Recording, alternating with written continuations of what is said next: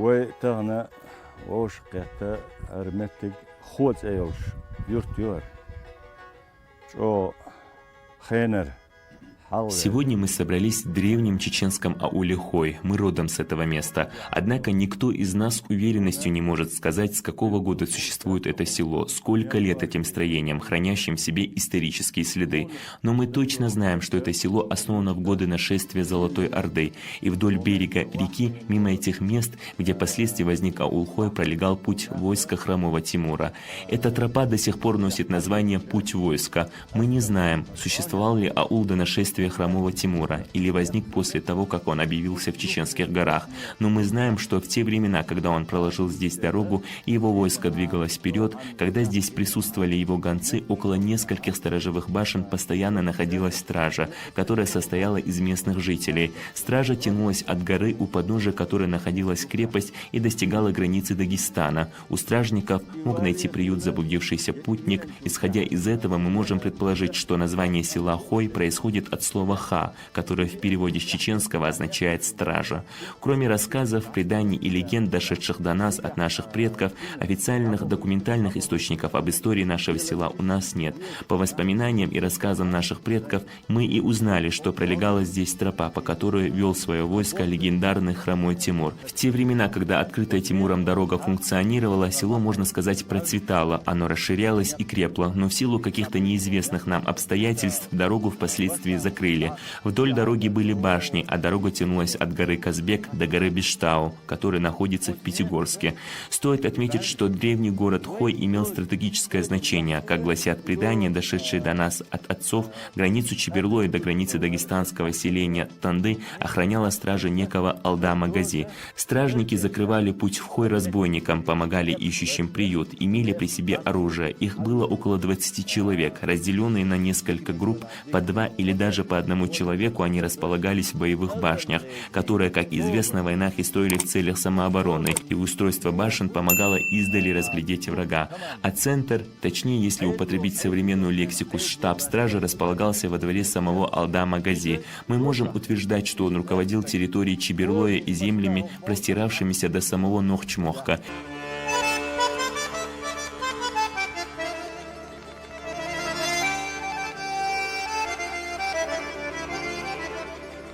Здесь всегда издревле жили лишь представители чеченского тайпа Хой. Жениться и выходить замуж за представителей других тайпов не воспрещалось, но жили и живут в Хое всегда лишь коренные обитатели этого аула. Среди других тайпов хойцы всегда отличались крепким единством, так как наш аул имел своего рода стратегическое значение. Всегда был на страже чеченских гор, следовательно, люди уважали и почитали друг друга, зная, что единство – самый верный путь к преодолению любых препятствий. Аул Хой знал, какая ответственность лежит на нем, поэтому и жили его люди как одна семья. Хойцы глубоко и свято подчинялись неписанным горским законам, адатам. Живя во времена, когда не было как таковой власти, хойцы сумели создать свою единную систему устройства общества. К примеру, они не оставляли безнаказанными преступления, если таковые совершал кто-либо из их тайпа. Говорят, даже была большая яма, где отбывал наказание тот, кто совершил злодеяние. Устанавливали меру наказания. Таким образом, можно сделать вывод, что у хойцев не было безвластия, у них был свой устав и порядок, который зиждился сугубо на моральных принципах чеченского народа.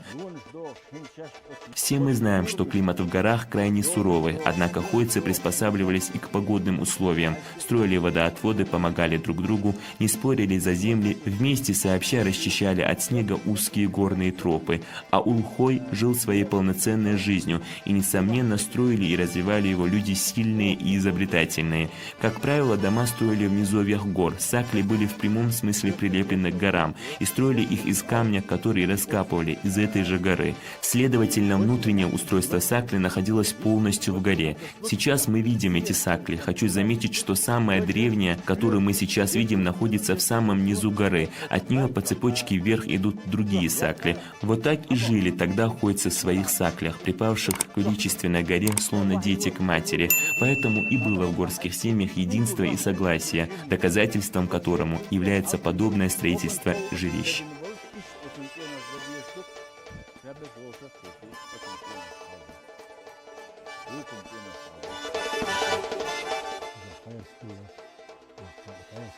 Мы находимся сейчас на земле, которая является собой огромную историческую ценность. Архитектурное своеобразие аула Хой, которое в первозданном виде дошло до наших дней, может поразить воображение. Талантливые зодчие строили башни чисто из камня, абсолютно не прибегая к помощи какого-либо другого материала.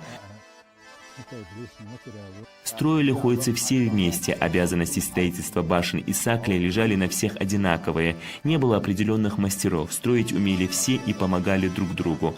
Никто не строил для себя, строили для рода. Если кому-либо из хойцев нужно было построить жилище, то на строительство собирался весь род. Отмечу, подобное было практически у всех чеченских тейпов. Что касается нас, хойцев, чтобы строить дома для жилья, мы никогда не звали чужих. Мы все делали сами друг для друга. Некоторые сооружения для жилья, которые строили наши предки, до сих пор стоят уже на протяжении 600, а может и даже 700 лет. В самом низовье горы мы видим каменную башню. Судя по тому, как она сохранилась до наших дней, строили ее настоящие мастера, наверняка приглашенные специально для этого дела, так как они отличаются от наших башен. У них хорошая отделка, и сейчас даже сохранился один этаж. До нас дошли сведения, что еще во времена храмового Тимура было племя Желтой, которое отличалось своим зодчеством. Мне хотелось бы рассказать, как провели сюда воду, которая находится сейчас справа от меня. Эти сведения передаются из столетия в столетие, нет точных документальных источников, однако есть устная летопись, благодаря которой мы сейчас и можем остановить цепь некоторых событий. Данный водопровод до сих пор функционирует, его восстановили в 1964 году. Стоит отметить, что тогда в древности хойцы воду провели под землей, построив из камня акведук. Подобного рода технологии пользовались древние римляне, когда проводили воду, да и сейчас эта система сохранилась в Италии. Таким образом, водопровод находился полностью под землей, и наружно его невозможно было даже разглядеть. Рядом также была вскопана еще одна траншея, обложенная деревянными лотками. По мере развития цивилизации уже в советские времена хойцы использовали чугунные трубы, и через них провели воду в аул. Однако во время депортации чеченцев и ингушей в феврале 1944 года эти трубы забрали себе наши соседи-дагестанцы и пользовались ими. Но теперь, спустя годы, водопровод восстановили, и он успешно функционирует.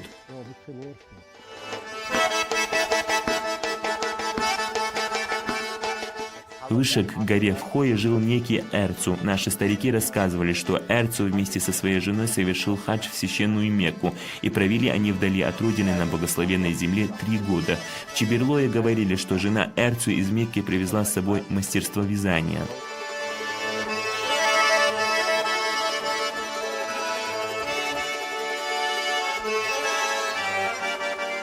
В этом месте у 200 семей аула Хой находилось во владении 6000 гектаров земли, 10-я часть из которых отводилась на сельскохозяйственные угодья. В Хое было террасное земледелие, ведущееся на культивируемых полях, расположенных на нескольких уровнях гор в виде широких ступеней. Выращивали на этих полях различные корнеплоды – картофель, морковь, свеклу, даже выращивали пшеницу, ячмень, рожь. Поднявшись чуть выше на гору, можно увидеть каменные глыбы, которые хранят в себе исторические следы. Когда хойцы возделывали землю, они освобождали ее от камней, и ежегодно количество камней увеличилось, вследствие чего и образовались эти глыбы. Им наверняка уже по 1000 лет, и сегодня мы можем их смело назвать памятниками истории. Что касается почвы, то земля не отличается плодородием, учитывая суровый горный климат. 9 месяцев в году, можно сказать, в Хое держатся холода. Только сейчас здесь по-летнему стало тепло, а в октябре выпадает первый снег, поэтому каждый клочок земли для хойцев был бесценным. И этих земель хватало как раз на эти 200 семей, потому что ровно на 9 месяцев нужно было заготовить сено для скота. Хойцам было сложно выращивать урожай, поэтому им чаще приходилось спускаться на равнинные территории и покупать муку. Кстати, за мешок муки в те времена давали 7-8 баранов. Тяжело жилось хойцам, очень тяжело. Тепло в домах поддерживать было нелегко, ведь дома были из холодного камня, а с дровами также были трудности. Как вы видите, вокруг тут практически нет леса, следовательно, топить было нечем. Для этой цели использовали кизяк. Да, повторюсь, тяжелая была жизнь ухойцев, очень тяжелая. И на первый взгляд мы можем задаться вопросом, почему они не уходили с этих мест? Ведь они имели возможность спуститься на земли равнинной Чечни, наслаждаться теплым и мягким климатом, выращивать фрукты, виноград, персики, абрикосы, оставить навсегда эти каменистые тропы, суровые и неприступные горы, в котором им приходилось гнездиться. Ни один из хойцев не спустился вниз за легкой долей, а все потому, что за легкую жизнь хойцам пришлось бы расплачиваться своей свободой, а взвращенные волей чеченских гор хойцы не могли этого допустить.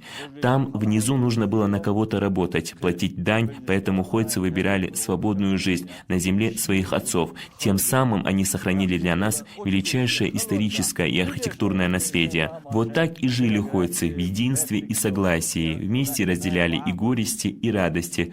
Потом, уже когда годы древности остались позади и начался этап развития, хойцы уже начали официально обустраиваться, работали на государственных работах. Остальные здесь, в этих суровых горах, обустраивали свой быт, ухаживали за скотом, возделывали как могли землю и были довольны тем, что даровал им Всевышний.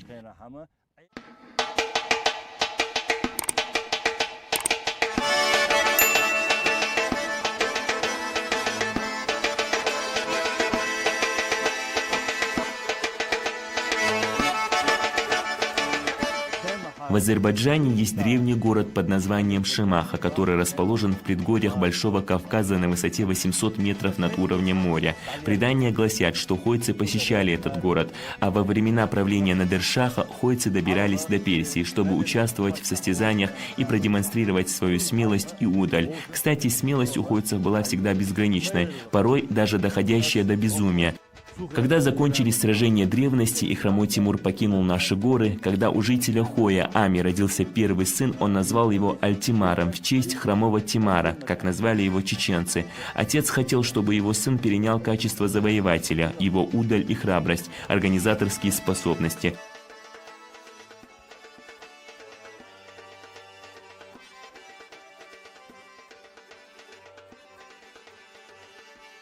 Потом на Чеберлой с войной двинулся царь Грузии Таймураз с огромным войском. Хойцы вместе с остальными чеберлоевцами начали отчаянную борьбу против врага, и все как один встали на защиту своей родины.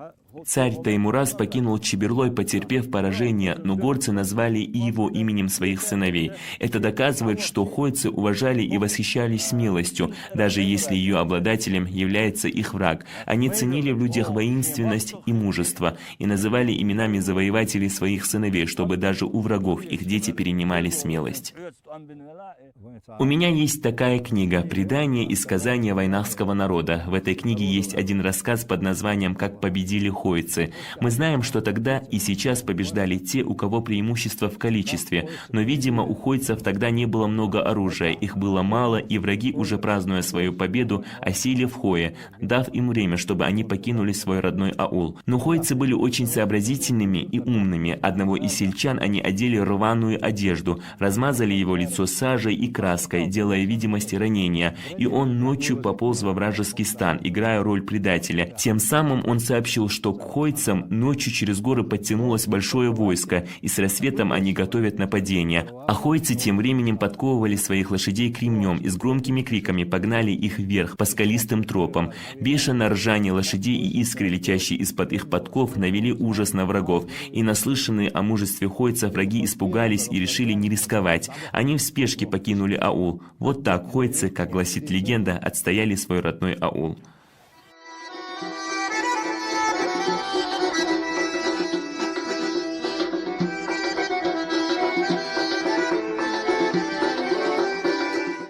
Аул Хой отчаянно сражался и против царской России. Наши старики рассказывали, что аул трижды был полностью сожжен, что от него остались лишь одни башни, и людям приходилось оттуда уходить.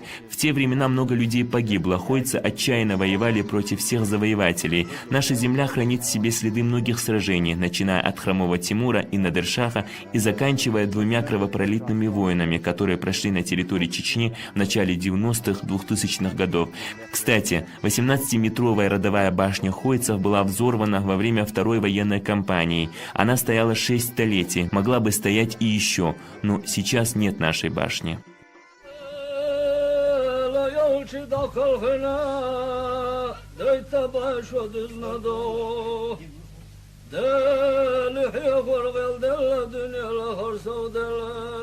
По некоторым данным, нашему кладбищу 200-300 лет, но, возможно, еще больше. Кстати, эти могильные холмы также скрывают в себе большую историю. Во времена возникновения ислама с первыми знаниями магометанства сюда прибыл с востока некий Абу Муслим. Он распространял среди хойцев веру в единого Творца. В дагестанском Хунзахе есть и зиярат, куда люди ходят почтить память богослова. Наш аул хранит много исторических ценностей, много сказаний, легенд, которые неплохо было бы изучать, рассказывать об этом подрастающему поколению. Там, в сторону кладбища, есть отдельные могильники, в народе их называют могилы павших в Газавате. Там хоронили погибших в бою, и при них оставались их личные вещи, к примеру, оружие или другие предметы, которыми они пользовались при жизни.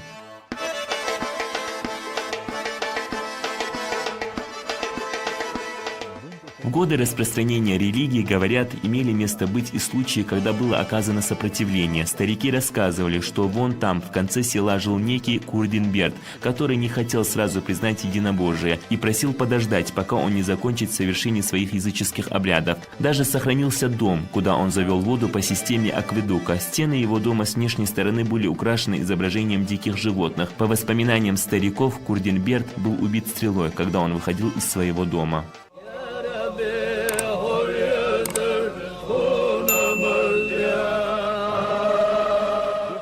Могила первого муллы из хойцев сейчас находится прямо в центре села. Мы построили вокруг его могилы склеп и сделали из него зиярат. Мы очень бережно относимся к этому месту, потому что там похоронен человек, который впервые научил нас, хойцев, арабской письменности и священному Корану, укреплял нашу веру во Всевышнего, распространял среди нас знания об исламе. Хойцы специально для этой цели пригласили его из соседнего Дагестана, где он преподавал в медресе. За работу оплачивали ему в размере 12 баранов.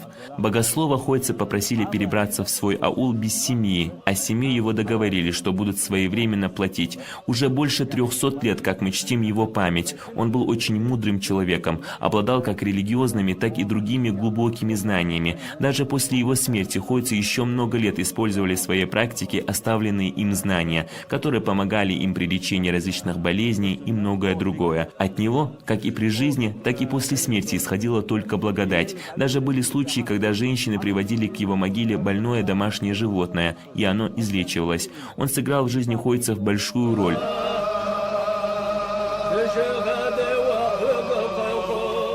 Вон там, почти на самой вершине горы, есть у нас зиярат наших авлияов. Это очень древний зиярат. Сейчас от него остались лишь одни камни. Это было очень значимое место в жизни всей горной Чечни. Если возникал конфликт или возникали вопросы, для разрешения которых требовались всеобщие усилия, там, на вершине горы, собирались многие чеченские тайпы – нохчмахкойцы, шароевцы, чеберлоевцы и многие другие. Мы не раз задавались вопросом, почему они поднимались именно на такую высоту, ведь это так сложно, неужели нельзя было поговорить у подножия горы, а они поднимались на высоту, которая достигала 3000 метров над уровнем моря. Но у горы есть свой секрет. Когда ты проведешь одну ночь на ее вершине и спустишься вниз, то мудрость твоя увеличивается во 100 крат. Ты чувствуешь, как улучшается твое здоровье, прибавляются силы. И поэтому наши святые, наши мыслители проводили ночь там, а потом уже выносили свое решение. Если вы тоже подниметесь на эту гору, то вы обязательно почувствуете то, что чувствовали наши предки. Уверяю вас, это удивительная гора.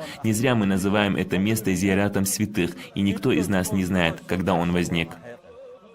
У нас тут в Хое жил один знающий, уважаемый богослов Тода, к которому часто приходил святой чеченский устаз Кунта Хаджи, да будет возвышена его святость. Тода был мудрым и духовно богатым человеком. Кунта Хаджи проводил у него много времени, и мюриды, которые как-то раз устали его ждать, подшутили над устазом, мол, что ты так долго времени проводишь у этого чеберлоевца? А Кунта Хаджи отвечал: эх, вы даже не знаете, какой этот человек, этот чеберлоевец. У него настолько глубокие познания, что он сможет угадать, какого пола ребенок в чреве матери. Мы бережно хранили и камень, на котором сидел Кунта Хаджи, когда приходил в Хой. Но некоторые равнинные чеченцы, которые начали претендовать, что Тода с их рода, унесли этот камень. Мы так и не вышли на его след, но говорят, что камень сейчас находится во Втурах. Выражая уважение к селу Хой, к нам не раз сюда поднимался известный Ташухаджи Саясановский со своим войском. Он отдыхал у берега нашего Кизиноя, а потом уже спускался вниз в сторону Шали. У берега Кизиноя отдыхал во время своего визита на Кавказ русский царь Александр II. Они разбили там палатки и проводили много времени. Царю было интересно все, что связано с нами, какая у нас кухня, какие блюда мы готовим.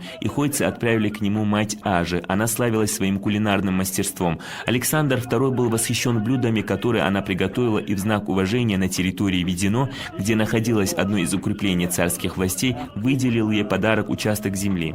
И у русского царя, и у многих других, кто посещал земли Чеберлоя, остались удивительные воспоминания, связанные с гостеприимством, красотой обычаев и традиций хойцев.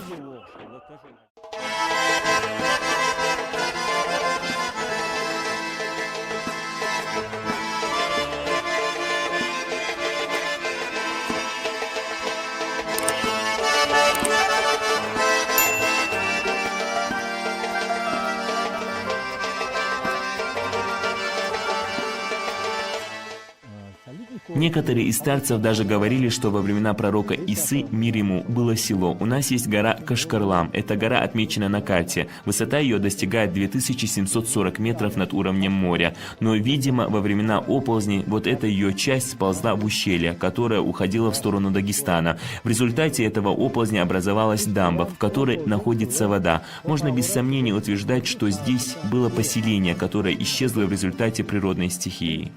Мы впервые осели у берегов Казиноя, мы назвали его Кайсин-Ам, а русские, которые пришли нас завоевывать, начали называть его на свой лад, казенный, этим самым намекая, что озеро никому не принадлежит, мол, оно казенное. У нас есть и черное озеро, Айрж-Ам, и есть это Кайсин-Ам, белосинее озеро. Наши дома у озера также были в опасности, так как земля оседала. До нас дошли предания, что у Кизиноя проживало племя людей очень скупых, грубых, которые не отличались гостеприимством, милосердием, не соблюдали традиции предков. Как гласит легенда, воды Кизиноя поглотили их. Это предание всегда передается у нас из поколения в поколение. Как пример того, каким нельзя быть, как важно любить гостя, совершать благое. Ведь ушедшее под воду племя было жадным, не подавало милостиню, тем самым разозлило Всевышнего. Мы слышали от стариков, что на дне Кизиноя находится несметное золото. Они рассказывали, что об этом даже говорили иудеи, которые также были в Хое. Наш Тода нырнул вглубь Кизиноя и обнаружил там огромных размеров посудину, через ручки которой он смог проплыть. Это было примерно 200 лет тому назад.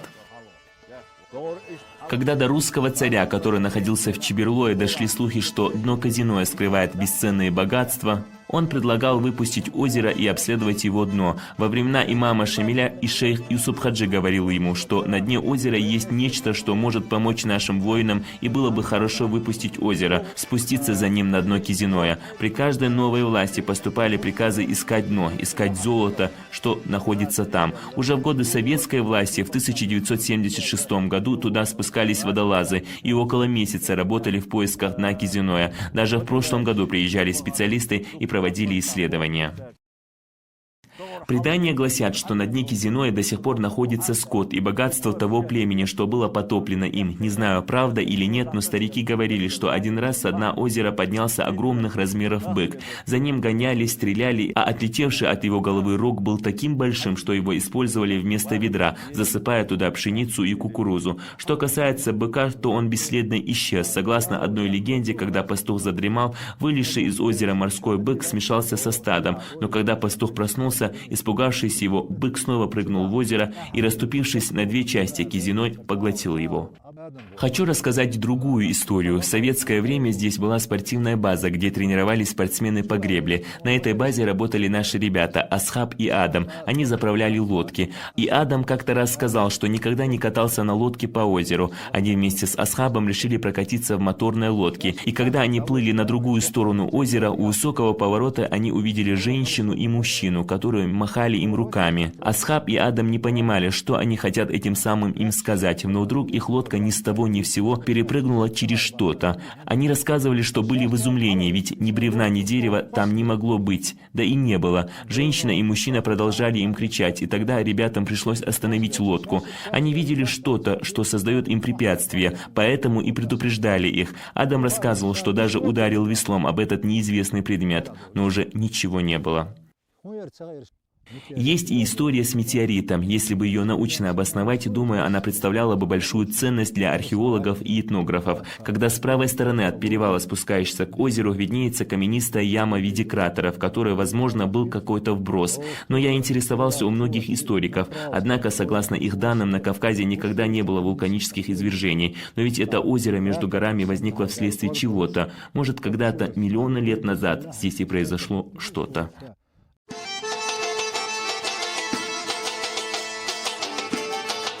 До нас также дошли предания, что эти горы были полностью покрыты массивным лесным покровом. Может, люди их вырубили, может, в силу каких-то обстоятельств их стало уже меньше. Как-то раз пастух, говорят, вернулся с криками: «Знаете, что я нашел?» Когда спросили его, то он ответил, что среди гор нашел поляну, где мог бы спокойно разместиться весь его скот. Были леса. Вон там есть сосновый бор. Чуть выше него место мы называем Дакета, от слова «дак». Так называют чеченцы Иву. Также есть место, что неподалеку от него мы называем Хахета, от слова «хех». А «хех» в переводе чеченского означает «липа». Даже эти названия говорят о том, что здесь были леса.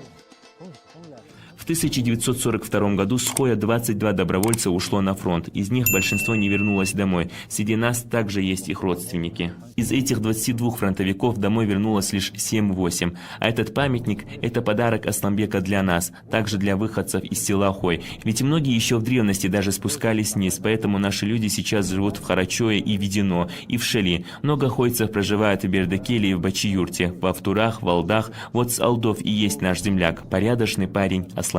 200 лет и более назад.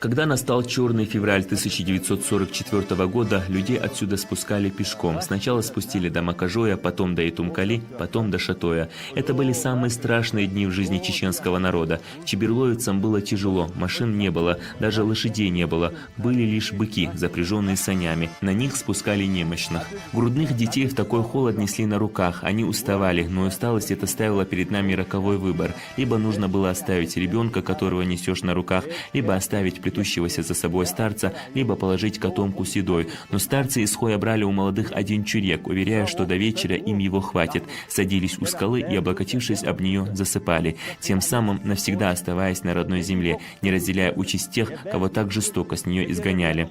Были и случаи, когда солдаты убивали выстрелом тех, кого покидали силы, кто не в состоянии был уже тащить с собой детей и, замерзая от холода, идти вниз по узкой горной тропе. Кто жил в глубине гор Чеберлоя, не знал о происходящем.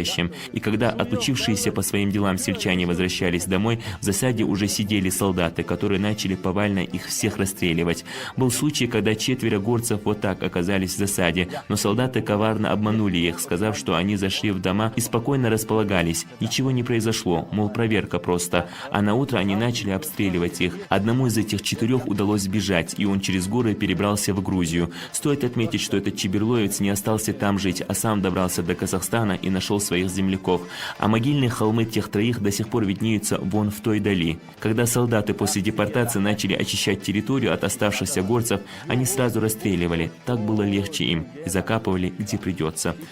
Тогда чеберлоевцы жили хорошо, можно сказать, богато. У всех во дворе был скот, хозяйство, но в роковое 23 утро февраля 1944 года им пришлось оставить все как есть и уйти с обжитых мест, потому что советская власть их начала выселять. Когда через 13 лет чеченцам разрешили вернуться на родину, чеберлоевцы начали возвращаться в свои дома, но путь в горы им был закрыт. Им в прямом смысле с оружием в руках преградили дорогу.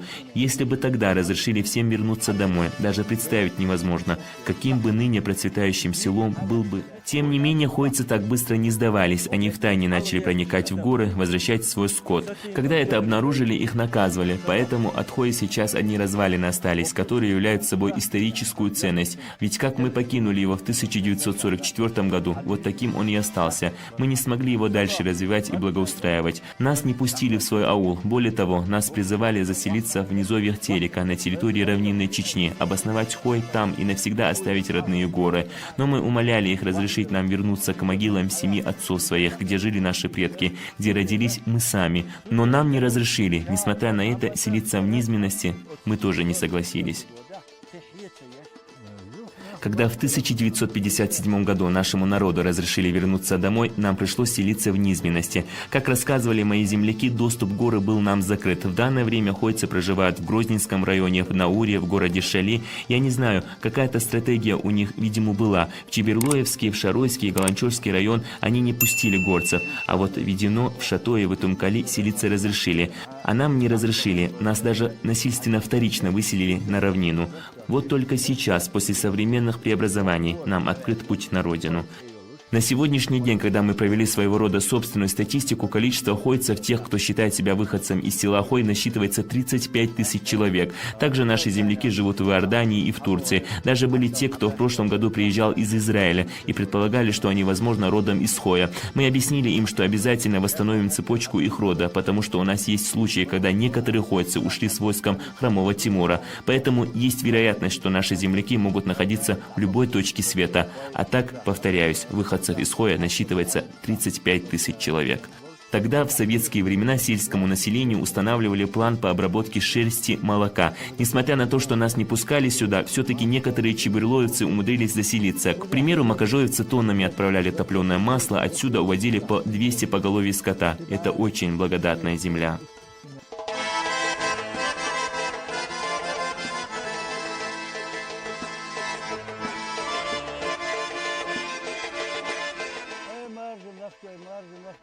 Помнится, как Тода как-то раз сокрушался: «Эх, чеченцы, чеченцы, вы даже не знаете, вы ничего не знаете», просто кричал тогда Тода. Его спросили, о чем он. Мудрец ответил: беда надвигается, большая беда, несоизмеримая ни с чем беда на чеченцев надвигается. Когда спросили его, какая же это беда, тогда Тода ответил: чеченцев увезут в те места, куда невозможно добраться за несколько дней и даже месяцев. Далеко, далеко отвезут чеченцев и раскидают.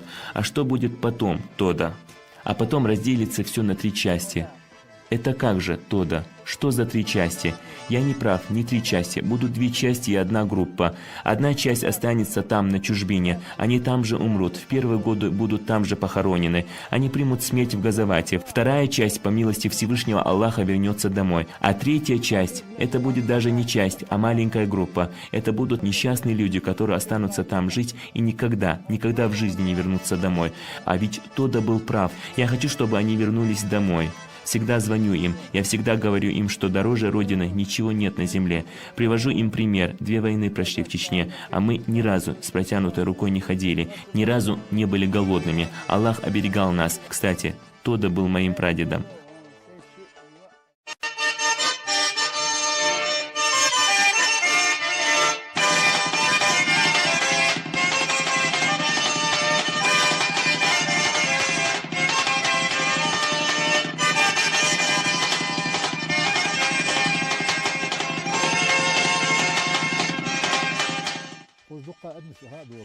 Сейчас наш аул представляет большой интерес для людей, даже из зарубежных стран приезжают. Например, вчера мне один из нашей молодежи несколько европейских стран перечислил, откуда приехали сюда туристы. Представляете, даже с Гонконга приехали. И неудивительно, это очень интересные места с богатой историей. А тех, что с Гонконга, интересовало буквально все, даже про самый маленький камушек расспрашивали. Все со мной фотографировались. Сейчас наш аул подает большие надежды, потому что глава Чеченской Республики туризм выбрал как один из самых приоритетных направлений в дальнейшем развитии региона. Горная часть Чечни – это огромный бесценный клад. Наши каменные строения очень интересны наскальными изображениями. На некоторых даже можно увидеть солярный знак ингушей, то есть их герб, а на башнях даже немецкая свастика, и подобного очень много.